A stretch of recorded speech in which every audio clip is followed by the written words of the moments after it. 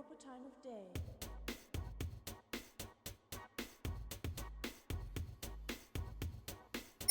Oh, alright, so you know I love Sega, right? Of course. Now, Sega is not the only video game company I love. In fact, there was a time where I didn't have a console at all. I was post-NES and pre-Sega Genesis. What was I playing? Well, I had my hands on a TurboGrafx-16, which I still have to this day, and a handful of games, and I'm looking forward to sharing them with you. You can see the game consoles down here, but we're not going to talk about all of them. We're going to talk about this fella. That's right, the TurboGrafx with explosive graphics and sound. Now, the TurboGrafx, or PC Engine, wasn't that powerful of a system. I mean, it wasn't a real 16-bit system, but it was certainly better than the 8-bit system. It was kind of like an 8-bit system with a bunch of extra colors thrown on it. And I'm all about color. I mean, the more oh, good God. The amount of colors displayed was always very important, and I always looked at small pixel details and things that gave the illusion of light. And here she is. I'd like for her to be a bit cleaner, but no back piece as you can see at this time. But yes, that's the TurboGrafx-16. Looks a lot different than the PC Engine did, but it's still pretty sleek looking. You know, it's got a nice color scheme to it. It's got a nice kind of an aerodynamic look to it, but I just don't know about the design. This big piece in the back, that was meant for the CD-ROM add-on. Now, I never had one of those. I had a Turbo Duo for a second, but never had the standalone CD drive. This was the back piece that went on the back of it when you didn't have that CD-ROM drive, or you just wanted to actually make it look, you know, cool and smooth. Now, this has been a great purchase. That's the Hyperkin AV extender. In the back of the console, you can put a CD drive there, but you can also have AV and component out. Rather than go with component, I went through AV. Looks great. It's far better than RF, and the colors are nice and crisp and shiny, so it's a really good solution to make your TurboGrafx look nice on a flat screen television for sure. Also credit NEC with a bit of foreshadowing for using jewel cases, the standard CD jewel cases. At the time, CDs were plentiful, so they fit right along any shelf. And I also love the little slip cases that the cards came in. They call them cartridges, but no, these are cards. And they're made of a really strong, sturdy plastic that feels like it's hard to break. The ink never smears. The colors are bright, same size as a credit card, and rather futuristic, and they're fun to hold. Now, rather than waste your time going over every single title I own for the console, I just want to focus on these 6, as these are the ones I have the fondest memories of growing up. Ah, there's that music. Love those chords. Final Lap Twin. I'm pretty sure that anybody who ever had a TurboGrafx-16 most likely had this at some point. It was pretty easy to find, pretty common. But it was a unique title. It blended role-playing elements with a racing game. I'd never played a game like this before, where you go from town to town or village to village, and you win race after race and buy better parts and buy better vehicles and eventually make your way to the top and win the championship. I'd never done it before in any racing game. Usually it was just 3, 2, 1, go, and good luck getting first place. So I had a lot of fun with that, and it had a professional circuit as well. It offered a better sense of speed, some more graphical variety, and it looked more like the racing game, you know, you would expect, an IndyCar-based racing game you would expect at that time. But I put a lot of hours into it. I know I beat it a few times and showed it off, and I have fond memories of it. So anytime I look at it, I smile, and I always love that opening, that opening title music. Kills me. Hey, that looks like Bonk. Yep, that's who it is. He was pretty much the mascot for NEC. You know, Sega had Sonic, Nintendo had Mario, Atari had Pac-Man. Well, I don't think that works. Right, so Bonk. And no Bonk the Neanderthal or Bonk the Caveman, just straight up Bonk. And he was essentially the mascot for NEC, and it makes sense. They did a good job with it. You know, you see any image of Bonk, you think of a TurboGrafx, or you think of the Duo, or you think of NEC, basically, whenever you see Bonk anywhere. And what was cool about Bonk for the time was that you were just getting old enough to realize some of that quirky sense, that zany sense of humor that the Japanese had. Games that were made in North America didn't look like this, didn't play like this, didn't have this kind of humor.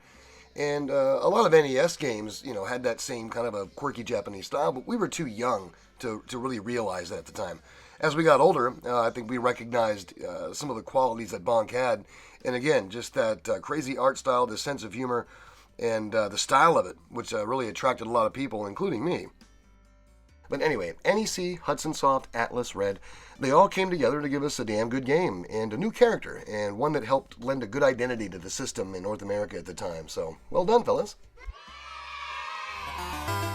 Whoa! Damn! What the hell is that? Turn that down! Turn that down! Alright, that's better. Now, to be honest with you, the first time I saw this game, my reaction was kind of similar. I get this goofy kid running around with this lame music, beating up things that keep reappearing with like what looks like a rolled up newspaper. It just didn't strike my fancy whatsoever, and I thought for like a flagship title for the new 16-bit console, I would be a bit more impressed. So I was about to give up on it until I saw this.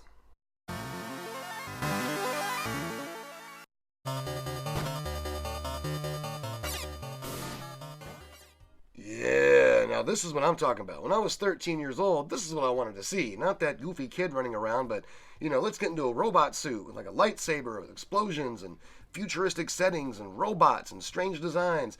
That's what I was into. So when I first saw this, you had my attention. And I played these portions of the game as often as I could. I just wanted to get through those weird village portions as fast as possible so I could get back to playing this kind of thing. By the way, be prepared. You're going to meet Hugo before he was in Street Fighter 3. Just to, oh, there it is.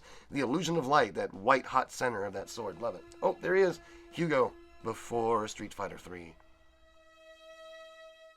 Now, moving on, we can start talking about the legendary axe. This is outstanding. Wait a minute. Come on. You can do better than that. Now, the legendary axe 2, I've got a soft spot for it.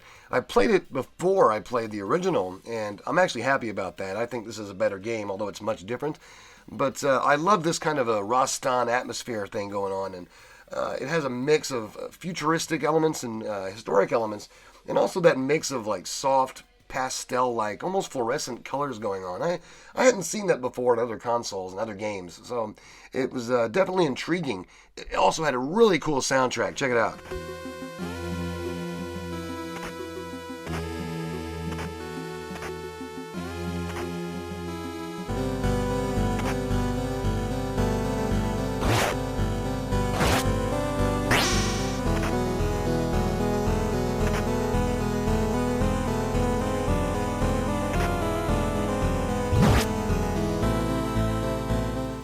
That's great stuff. Very memorable. Now, is this one of the best games on the console? Probably not, but it's one of my favorites.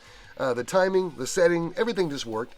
I remember having a big CRT console television on the ground that I was constantly messing with, like the sharpness, the brightness, the contrast to make it look as good as I could, so that's always a good sign for any game I own.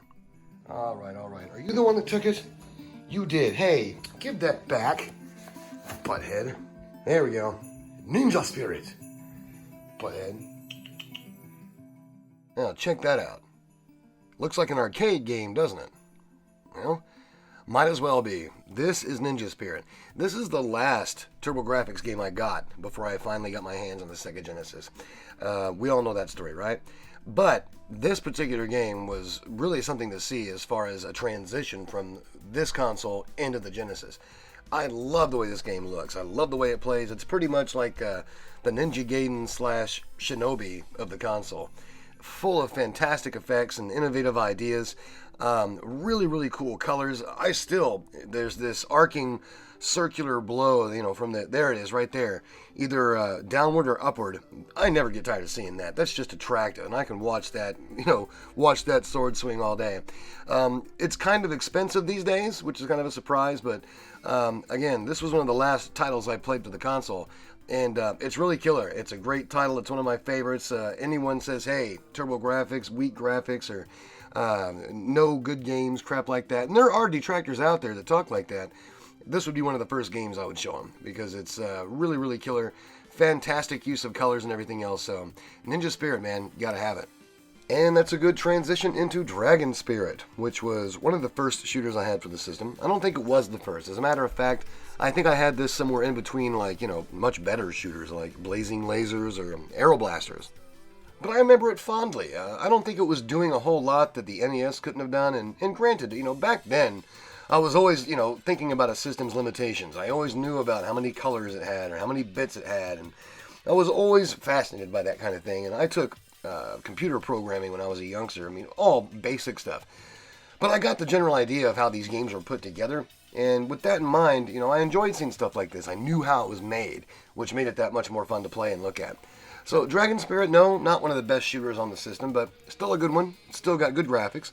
It's still fun to play. It's got some challenging levels and some bosses. And It's just one of those titles that, hey, when someone comes along and they scan the collection, they're like, what's that? What's this all about?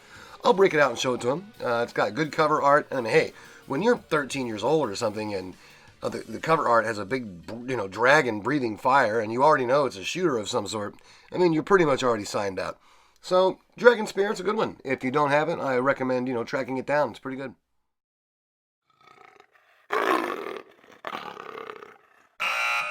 So yeah, the TurboGrafx-16. I like it very much. I still have it hooked up. I still like turning it on every once in a while and checking it out. So if you have one, man, break it out. Get the dust off that thing and pop a couple of titles in. It's worth it, I promise. Oh yeah, one last thing, man. I was going through stuff and sidearms. I didn't talk about that, but inside I found a great message.